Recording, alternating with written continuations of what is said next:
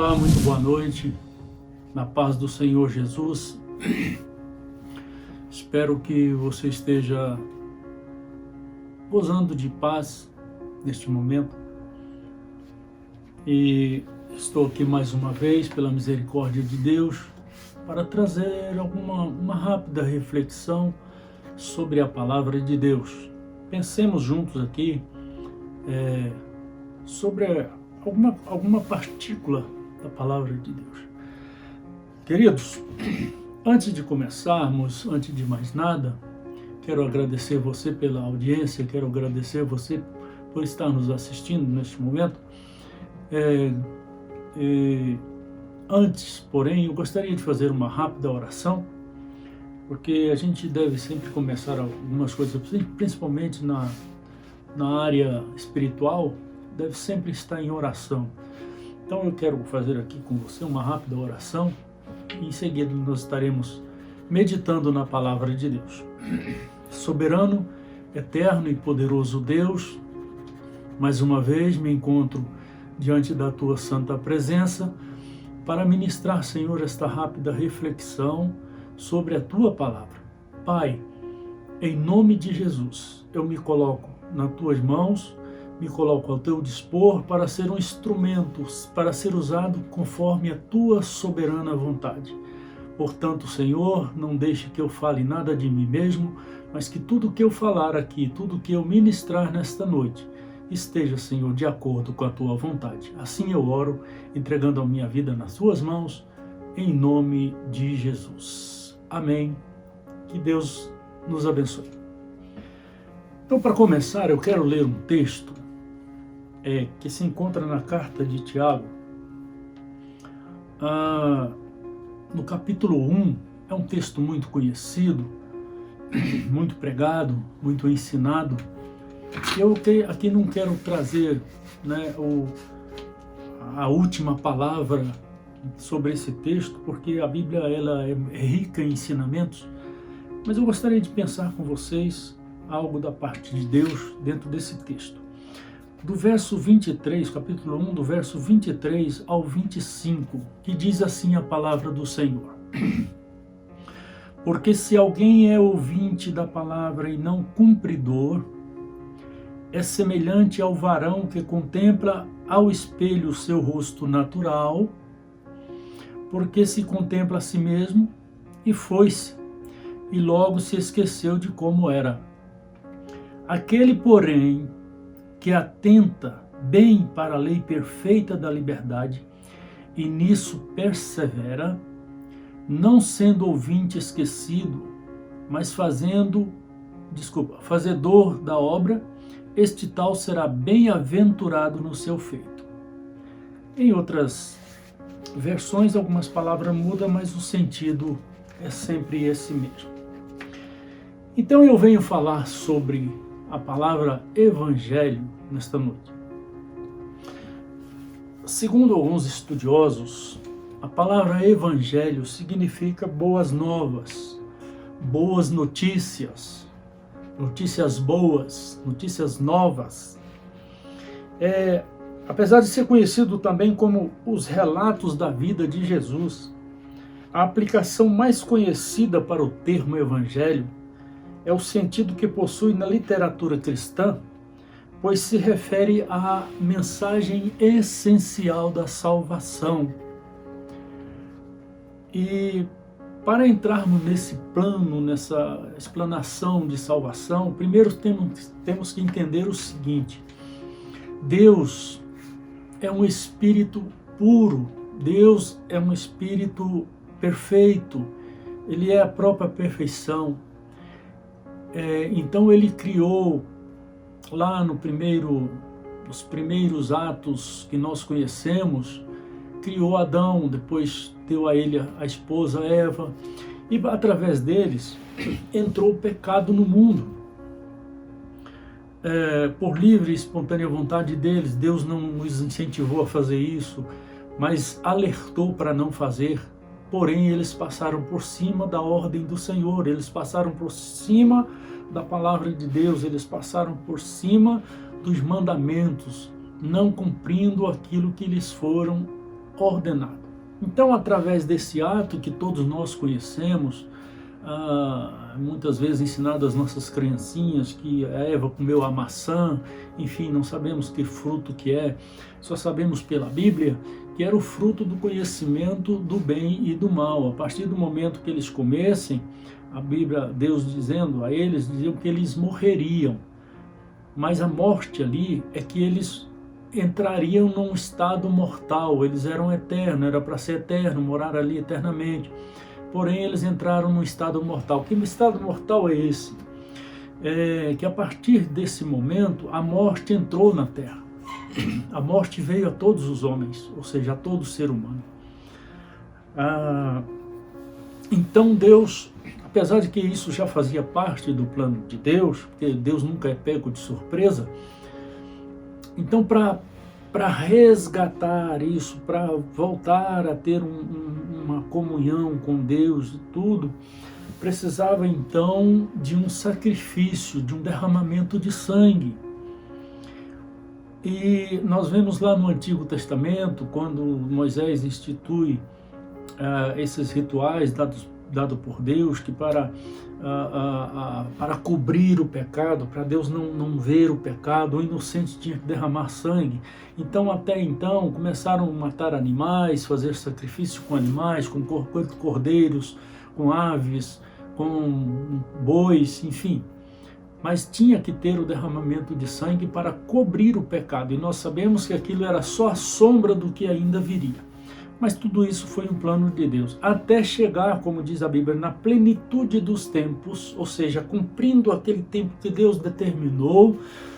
Então ele envia o seu Filho, ou seja, Deus envia o seu Filho. É como se nós podemos dizer que Deus, através de Jesus Cristo, desce à terra, toma forma humana, para que através desse ato, Jesus, que era 100% homem, 100% Deus, porque nele não se achou pecado, então ele veio, desceu à terra e habitou entre nós, viveu a vida de um ser humano comum, muito embora sem cometer erros.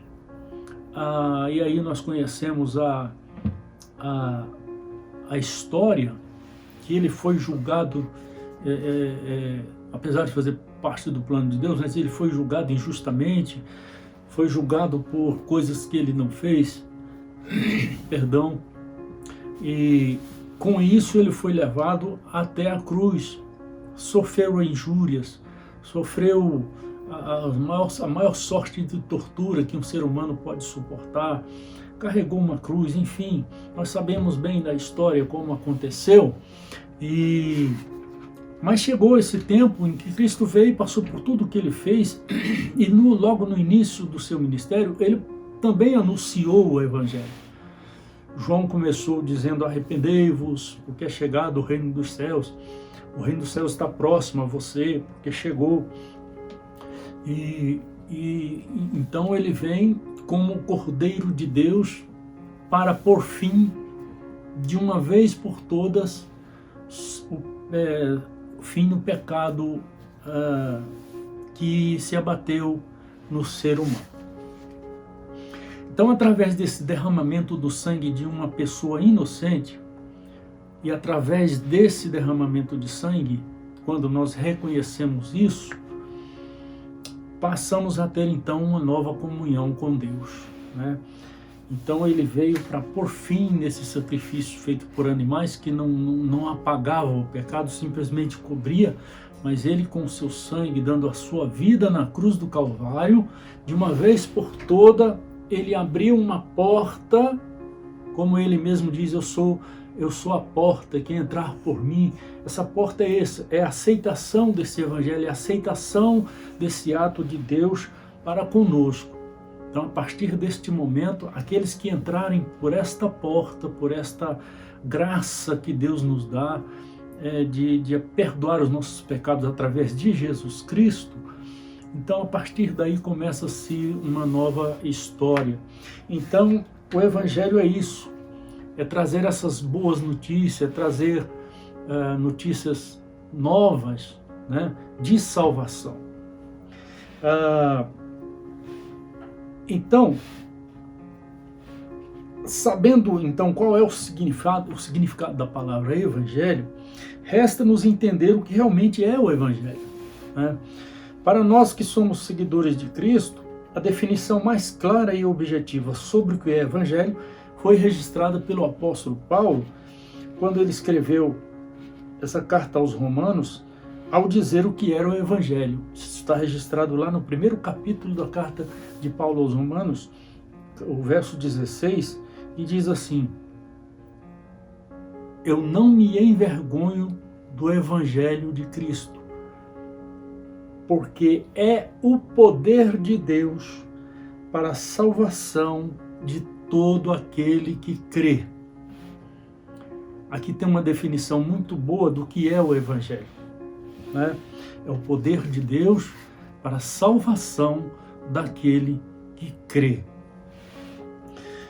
Sobre isso mesmo, Paulo também dá alguns detalhes a mais, mas dessa vez escrevendo a sua carta aos Coríntios, ele nos ensina que é pelo evangelho, é por este evangelho, por esta palavra, que somos salvos, pois o evangelho é a mensagem de que Cristo morreu por nossos pecados, segundo as Escrituras, e que foi sepultado e que ressuscitou ao terceiro dia, segundo as Escrituras.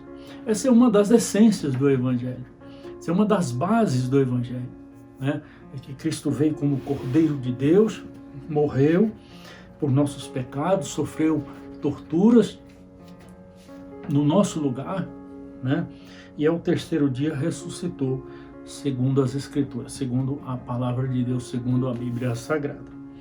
Em outras palavras, o que Paulo está dizendo é que o Evangelho é o próprio evento de Cristo, ou seja, o Cristo perseguido, o Cristo preso, o Cristo que sofreu toda sorte de tortura, o Cristo crucificado, o Cristo que completou a sua missão na cruz, o Cristo que ressuscitou ao terceiro dia, o Cristo que subiu aos céus, está assentado à direita de Deus Pai, e com isso dando-nos a garantia de que qualquer sofrimento, qualquer perseguição, qualquer martírio que porventura venhamos sofrer, não pode se comparar ao que ele sofreu por nós.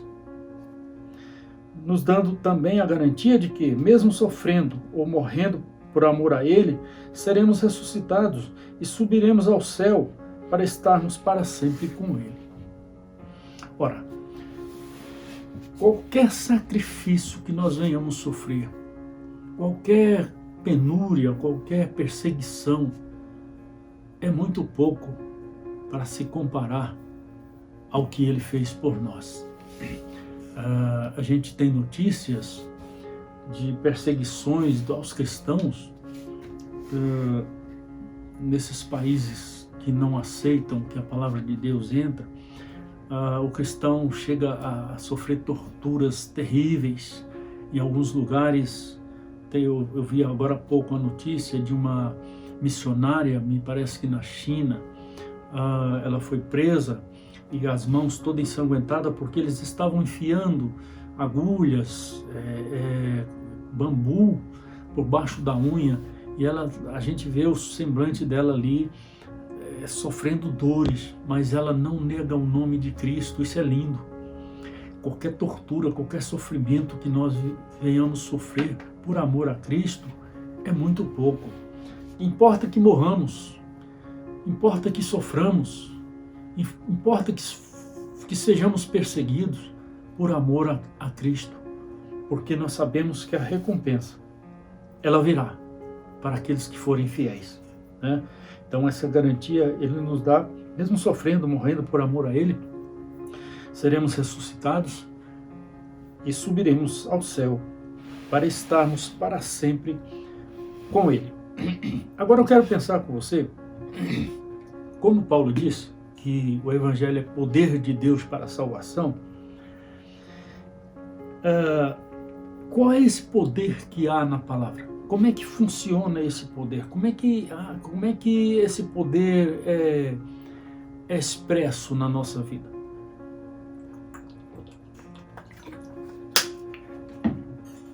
nós já lemos aqui o texto de Tiago, e por aqui dá para a gente perceber como é que funciona esse poder. Mas antes, eu gostaria, na outra ministração que eu fiz aqui, eu voltei muito lá no livro de Deuteronômio. Por que eu gosto do livro de Deuteronômio? Porque nós sabemos que Moisés, o Pentateuco, né, os primeiros 5 livros da Bíblia, foi escrito por Moisés, é o começo de tudo, e depois os judeus foram escravizados no Egito, Deus manda Moisés ir lá salvar eles. Então, durante esse período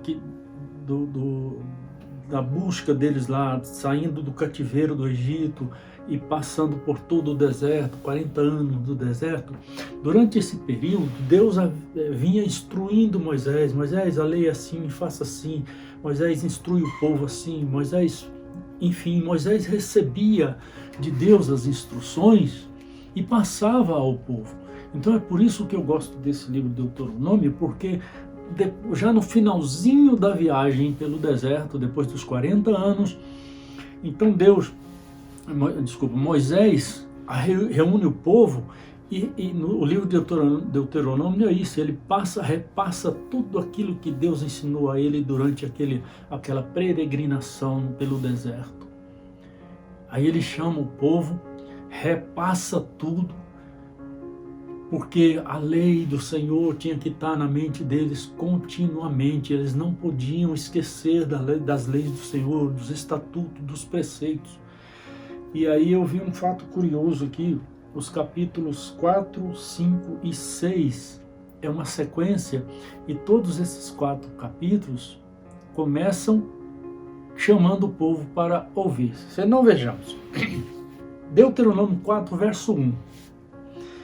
Agora, pois, ó Israel, ouve os estatutos e os preceitos que eu vos ensino. Escuta, ouve os estatutos, os preceitos que eu venho ensinando para vocês, né? Para os observardes, a fim de que vivais. Então, quando nós ouvimos os estatutos, preceitos dos que nos são ensinados e observamos sempre, estamos observando o que Deus está querendo de nós, isso traz vida, a fim de que vivais e entreis e possuís a terra que o Senhor Deus de vossos pais vos dá. Aqui também tem uma alusão, é uma sombra do que virá também. Se nós ouvirmos os estatutos do Senhor, ouvir, guardar, observar, né? Isso vai nos trazer vida. E por fim, nós vamos possuir a terra que o Senhor nos dá. Que terra é essa? Aqui é vamos dizer assim, é uma alusão ao céu. Se nós guardarmos os preceitos do Senhor, se nós atentarmos em cumprir, observar as suas leis, a gente vai ser agraciado com o Senhor chamando-nos: venha, entra para o gozo do teu Senhor, morar com Ele eternamente no céu. Capítulo 4, verso 1. Agora o capítulo 5, verso 1. Veja que sequência maravilhosa. Chamou, pois, Moisés a todo Israel e disse-lhes, mais uma vez: ouve, ó Israel, os estatutos e preceitos que hoje vos falo aos ouvidos, para que os aprendais e cuideis em cumprir. Aqui está o segredo, que corresponde exatamente ao que Tiago está nos ensinando aqui. Ouve, ó Israel, os estatutos e preceitos que hoje eu vos falo aos ouvidos, para que os aprendais e cuideis em os cumprir. Não adianta só ouvir, mas se a gente não observar, não guardar, não atentar em cumprir aquilo que nós aprendemos, de nada vai adiantar, né? E aí, finalizando essa leitura de Deuteronômio, nós pulamos do capítulo lemos 4, 5, agora o capítulo 6, também na sequência, os versos 3 e 4 diz o seguinte: ouve, pois, ó Israel, e atenta em que os guardes, para que te vá bem, e muito te multipliques na terra que mana leite e mel, como te prometeu o Senhor, Deus de teus pais. Ouve, ó Israel, o Senhor nosso Deus é o único Senhor.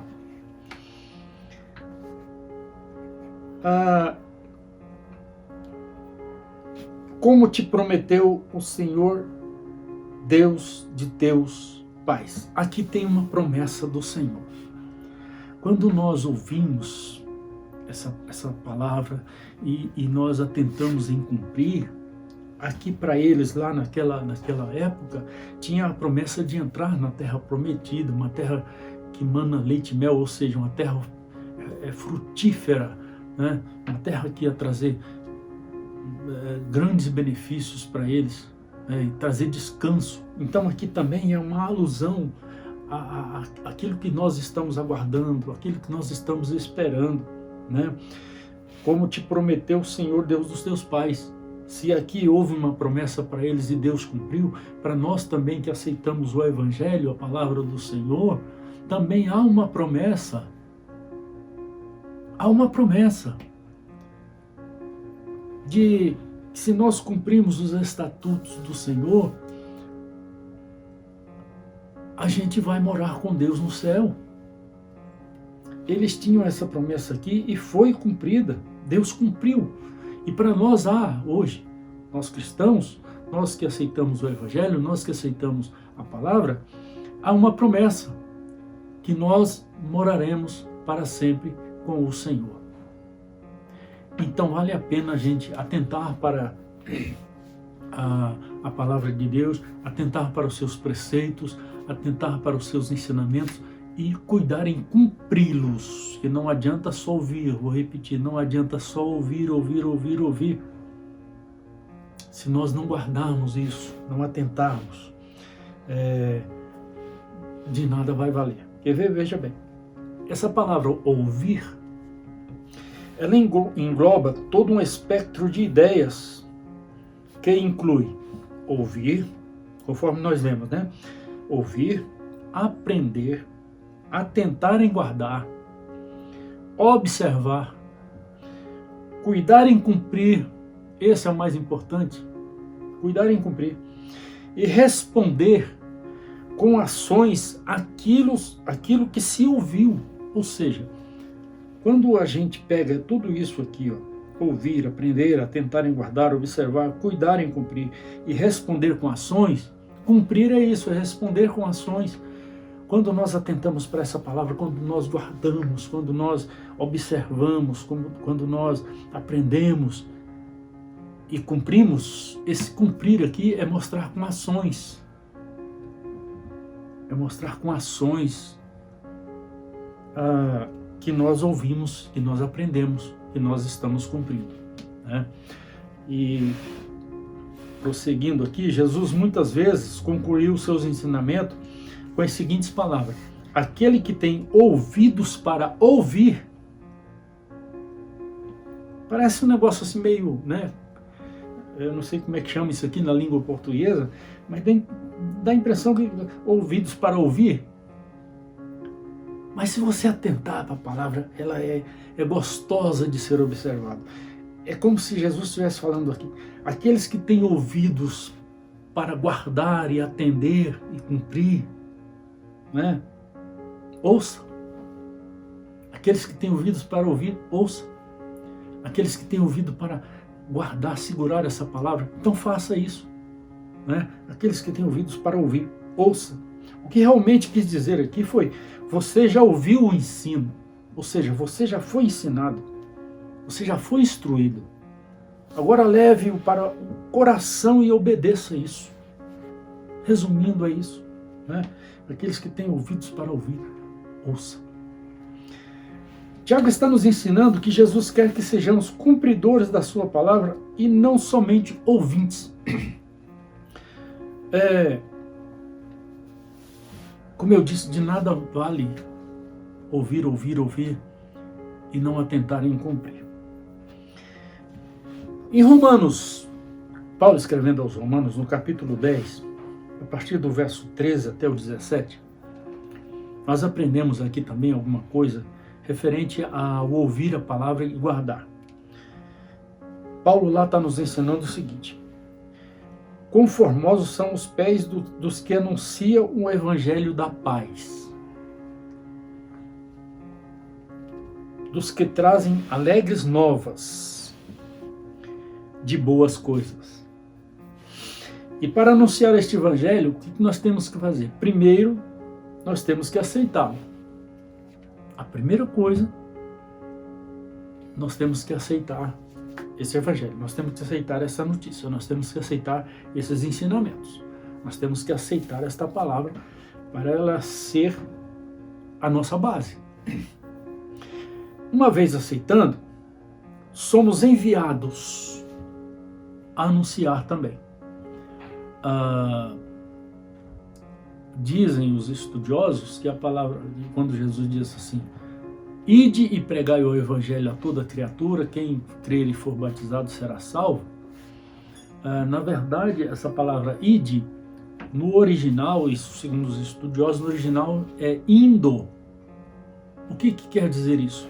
Enquanto você está indo, no caminho, no trabalho, em casa, enfim, enquanto você está indo, ou seja, enquanto você está vivendo, não importa onde você está, enquanto você está indo, né, pregai o evangelho.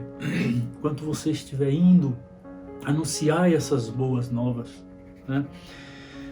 Então, quando nós fazemos isso, nós pregamos àqueles que ouvirão, aqueles que irão escutar e ouvir, ou seja, escutar e aprender. E ouvindo, ou seja, e aprendendo, eles vão crer. E crendo, invocarão o nome do Senhor. Porque lá está escrito também, porque todo aquele que invocar o nome do Senhor será salvo. E, finalizando o verso 17, diz: a fé vem pelo ouvir e o ouvir pela palavra. Eu vejo muitas pessoas pregando, dizendo que esse verso está escrito assim: a fé vem pelo ouvir e ouvir a palavra de Deus. Não é. Lá está escrito, pelo menos nas Bíblias que eu já olhei, a fé vem pelo ouvir e o ouvir pela palavra. Ou seja, a fé vem pelo escutar e o obedecer, absorver os ensinamentos, observar para cumprir, conforme foi lido, é pela palavra, ou seja, ela é transformadora quando você recebe. Então, fazendo aqui uma tradução para ficar mais fácil, a fé vem pelo ouvir e o obedecer pela palavra. Ora, evangelho significa boas novas, como nós já falamos, né? Mas aí algumas pessoas, alguém pode pensar o seguinte: ora, se são boas novas, porque se fala disso desde há mais ou menos 2000 anos atrás? Há mais de 2000 anos que nós ouvimos falar evangelho, Bíblia, palavra de Deus, Jesus. Então, como é que hoje, no ano de 2020, isso pode ser novo para nós, se desde de muito tempo já se vem falando? Como é que se pode dizer que isso é novo? Alguém pode indagar, né? Como é que isso pode ser novo hoje, se há quanto tempo nós ouvimos falar nisso? Uma outra questão também, alguém pode questionar, dizendo como uma coisa que a gente ouve falar há tanto tempo pode ser nova. Então, quando é que esse evangelho se torna boas novas para mim? Como é que funciona isso? Como é que hoje, em maio de 2020, uma coisa que já vem sido pregada há muito tempo pode se tornar novo para mim? Ora, quando eu escuto uma coisa falada, e falada, e falada, e falada, que ela não me traz nada, que ela não modifica nada, que não me traz nada de interesse, mas eu estou sempre ouvindo. E às vezes nem quero ouvir, mas estou ouvindo. Alguém fala perto de mim, alguém, quando eu ligo um rádio, quando eu ligo uma televisão, quando eu vou na internet, alguém está falando. E uma coisa falada, mas que não me traz nada, aquilo vai ficando obsoleto, sem sentido, sem valor, e às vezes nos causa até aborrecimento. Eu conheço pessoas que não gostam de ouvir falar da palavra de Deus, do Evangelho de Cristo. Não funciona para ele, não traz nada. E às vezes a gente chega até a se aborrecer com isso. Mas a partir do momento em que eu escuto e ouço, alguém pode pensar, escutar e ouvir é a mesma. Não. A partir do momento que eu escuto e ouço, ou eu escuto e creio, ou eu escuto e obedeço, escuto e pratico, então aquilo se torna novo. E além de novo, torna-se uma coisa boa, gostosa de se ouvir. Por isso que o Evangelho são boas novas de salvação. Você ouve a palavra, mas ao invés de ouvi-la, como uma palavra transformadora, ela vira hábito. Vai virando costume, né? Você escuta uma palavra que não te traz nada, vira um hábito, vira um costume, você não te transforma. Não traz uma transformação de vida. Portanto, a salvação vem quando o Evangelho se torna algo bom e novo na minha vida. Isso tem que causar um impacto na vida de quem ouve, né, do indivíduo. Então essa pessoa passa a mudar seus comportamentos quando ele ouve e escuta, quando ele ouve e obedece, quando ele ouve e pratica. Então ele começa a mudar seus comportamentos. O apóstolo João, quando ele começou a pregar, ele dizia à multidão: arrependei-vos porque o reino de Deus está próximo, ou seja, próximo de você, acabou de chegar, Cristo chegou. E em outras ocasiões ele dizia: arrependei-vos e apresenteis frutos dignos de arrependimento. Ou seja, arrependei-vos e mostre com ações o fruto desse arrependimento. Ou seja, arrependei-vos e mostre com ações aquilo que você aprendeu. Quando eu aprendo alguma coisa, eu absorvo alguma coisa, mas aquilo não transforma meu comportamento, não transforma as minhas ações, então parece que não houve muita mudança, não houve muita. Mas quando você recebe essa palavra e ela passa a ser nova para você, então essa pessoa passa a pensar nos seus relacionamentos de acordo com o Evangelho, ele passa a se comportar com mais responsabilidade e ética no trabalho, o seu relacionamento em casa muda, enfim, as suas ações, suas atitudes mudam.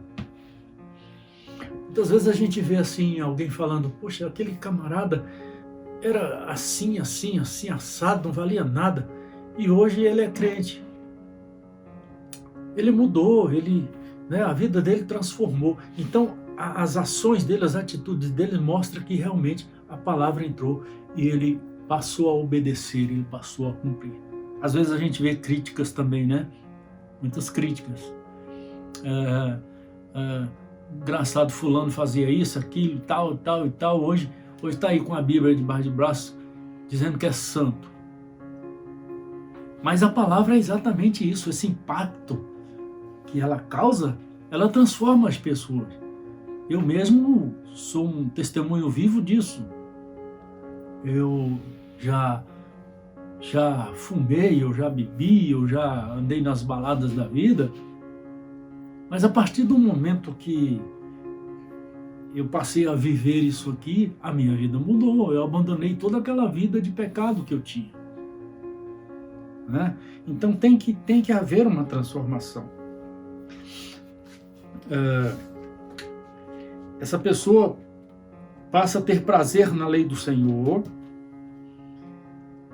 e passa a meditar nela de dia e de noite. Esse indivíduo, essa pessoa, vai deixar de simplesmente ouvir. Aí ele não passa mais a ouvir somente, né? Ele passa a viver o Evangelho, ele passa a viver a palavra. Aí, com certeza, há mudança de vida, há transformação. Isso vai fazer dele um bem-aventurado. E o que é bem-aventurado? A pessoa feliz constantemente. O verso 25.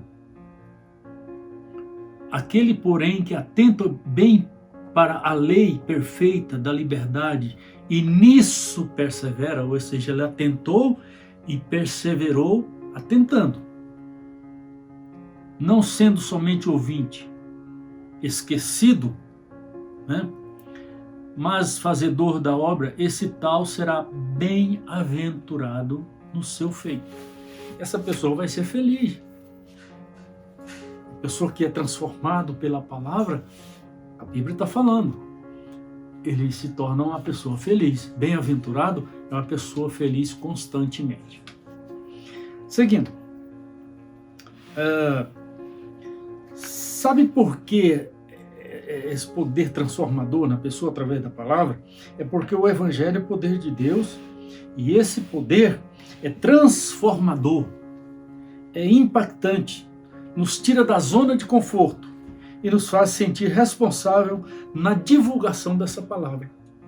Então, quando você recebe isso aqui, quando você passa a praticar, você também tem o desejo de passar isso para outra pessoa. Eu gosto muito de uma ilustração que eu sempre faço, que o Evangelho, quando ele nos transforma, é como eu vejo muito, observo muitas donas de casa, quando elas aprendem uma receita de um bolo, uma receita nova de um bolo gostoso, de algum guisado gostoso, alguma coisa gostosa, quando ela aprende, o desejo dela é de passar para as outras amigas. Olha, eu fiz, deu certo, é delícia. Então ela passa, tem aquela alegria de passar para a amiga, a outra também vai passar para outra, enfim, vai, né, daqui a pouco todas estão sabendo fazer aquela delícia ali. O Evangelho é assim, quando ele entra em nós e é uma boa coisa, é uma coisa nova, nós temos que ter também esse desejo de passar isso para frente, né? Tem que causar esse impacto em nós, a ponto de que nós também, ao pregar, ao levar essa palavra, cause impacto em outros e assim por diante, né? Então, o Evangelho precisa ser pregado para que as pessoas, através do Espírito Santo, esse poder que existe na palavra, é quando você fala, não é você que vai transformar a pessoa, é a ação do Espírito Santo. Quando a pessoa aceita, quando ele escuta essa palavra é boa, aí o Espírito Santo de Deus começa a fazer a transformação através da aceitação dele pela palavra. A igreja só é igreja se ouvir o que o Espírito Santo diz, né? E a forma como eu ouço, como eu escuto, como eu aprendo, como eu observo, é que determina as minhas ações. Veja bem que eu falei agora há pouco, se você só ouvir e não praticar, você vai continuar fazendo as mesmas coisas. Mas a partir do momento que você ouve, recebe e essa palavra penetra no seu coração, isso vai determinar as suas novas ações, isso vai determinar as suas novas atitudes. Você passa a viver uma outra vida, uma vida transformada. E aí alguém vai olhar para você e dizer, aquele fulano lá era assim, assim, assim, hoje é assim. Né? Há uma transformação. Observe, quando Paulo chegou, nós sabemos que Paulo era apóstolo que ele pregou o evangelho pela Ásia, em vários lugares, e aonde ele chegava, ele levantava uma igreja. Não era, quando eu digo levantava uma igreja, ele não construía um templo. Ele deixava ali uma igreja formada por um grupo de pessoas que professavam a fé em Jesus Cristo. Pessoas que foram impactadas pelo evangelho. Então era uma reunião de pessoas. Não era templo, ele não levantava a igreja, templo. Ele deixava um grupo de pessoas para, após a sua transformação, também levar essa palavra a outros. Então a igreja no tempo de Paulo era isso. Paulo não levantava igrejas, templos. Então, quando ele chegou na cidade de Éfeso, o que estava acontecendo lá? A idolatria ali era tanta. Eles tinham lá uma deusa chamada Diana, nome da minha netinha, que eles tinham um apreço muito grande por essa deusa. Aí sim tinha um templo lá levantado em homenagem a essa deusa. Então os adeptos, os seguidores dessa deusa Diana, o que eles faziam? E podemos dizer que acho que a maioria das pessoas lá eram seguidores dessa deusa. O que eles faziam? Eles juntavam um grupo de pessoas e ficavam mais ou menos 2 horas gritando: grande é a Diana dos Efésios. Grande é a Diana dos Efésios. Grande é, 2 horas falando isso. Daí Paulo chega naquela cidade pregando, falando de Cristo, anunciando Jesus Cristo. Ele chega naquela cidade anunciando o evangelho. E essa ação de Paulo, quando ele prega ali o evangelho naquela cidade, aquilo causou um impacto tão grande naquelas pessoas, e quando eles começaram a ouvir Paulo e começaram a entender o plano da salvação de Deus, causou um impacto tão grande naquele povo. Sabe o que aconteceu lá naquela época, Paulo e Efésio? Eles queimaram num dia só, eles queimaram o equivalente a 50.000 denários em livros, ou seja, um monte de livro que valia junto, os valores deles, 50.000 denários. Mas o que é isso? O que é 50.000 denários? Denário equivalia a um dia de serviço. Então, 50.000 denários equivalia a 50.000 dias de trabalho. Sabe quanto vai dar isso? 137, mais ou menos, 137 anos de trabalho. Eles queimaram tudo num dia só, porque foram impactados pela palavra de Deus. Isso é lindo, isso é maravilhoso. Isso é só uma partícula daquilo que nós aprendemos sobre a palavra de Deus. Então o evangelho ele tem que causar isso em nós. O evangelho, a palavra de Deus, tem que nos tirar da zona de conforto, né? O evangelho tem que confrontar quem está na zona de conforto e confortar aqueles que estão sem esperança. Essa é a ação que o evangelho tem que causar em nós. Para finalizar, eu creio que muitos de vocês que estão me ouvindo nesta hora conhecem computador. Nós sabemos que o computador ele tem um componente chamado memória RAM. É uma memória de acesso aleatório. O que é isso? A memória RAM, enquanto você liga o computador, está trabalhando, cada ação que você faz ali, ela registra e guarda ali temporariamente. Porque se você mexer naquilo ali de novo, já tá ali pronto, ela só puxa e traz para a tela para você continuar aquele trabalho. Você fechou ali, ela volta para a memória RAM. E na medida que você vai precisando, ela vai voltando aquilo ali. Acontece que quando você desliga o computador, a memória RAM limpa. Fica mais nada ali.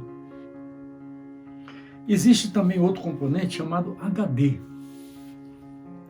O HD é onde você armazena coisas que você quer guardar, né? São memórias que você quer guardar com tempo maior. Você vai precisar daquilo um dia, então você guarda no HD.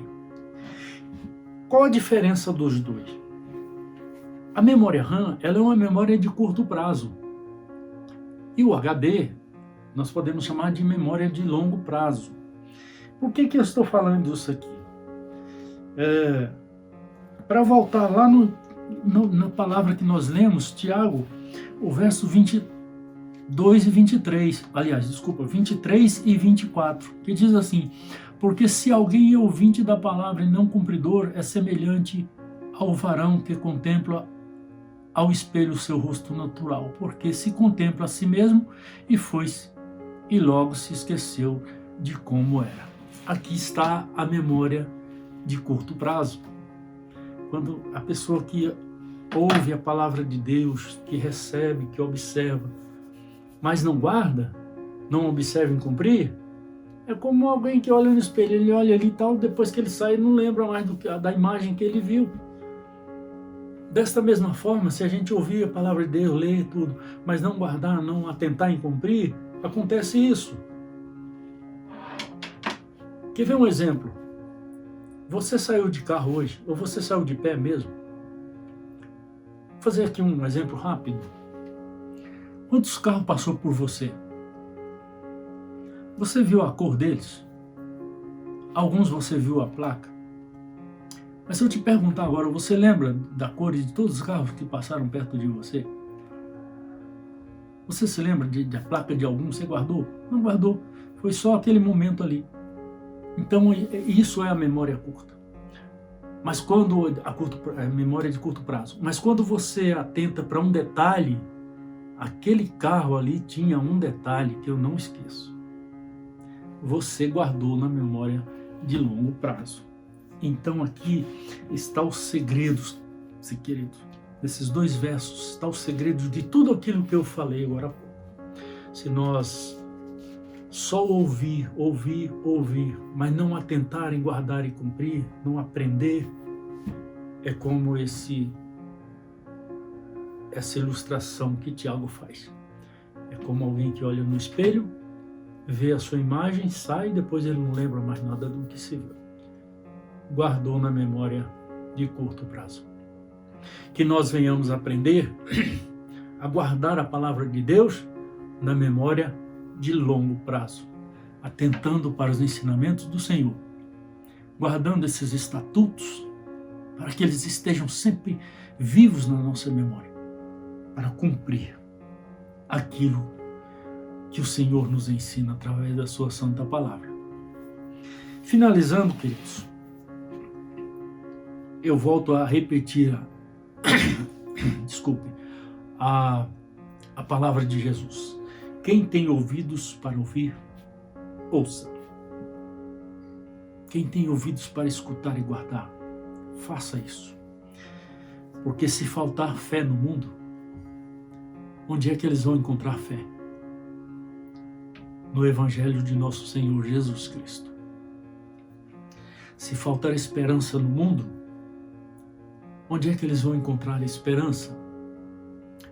No Evangelho de nosso Senhor Jesus Cristo. Se faltar consolação no mundo, onde nós iremos encontrar consolação? No Evangelho de nosso Senhor Jesus Cristo. Eu espero que tenha passado alguma coisa para você nesta noite. E é sempre bom meditar na palavra de Deus. Eu agradeço pela sua audiência. Agradeço a Deus por esta rica oportunidade. E que em breve nós teremos um próximo encontro para a glória de Deus. Que Deus os abençoe. Tenha uma noite de paz. Em nome de Jesus. Amém.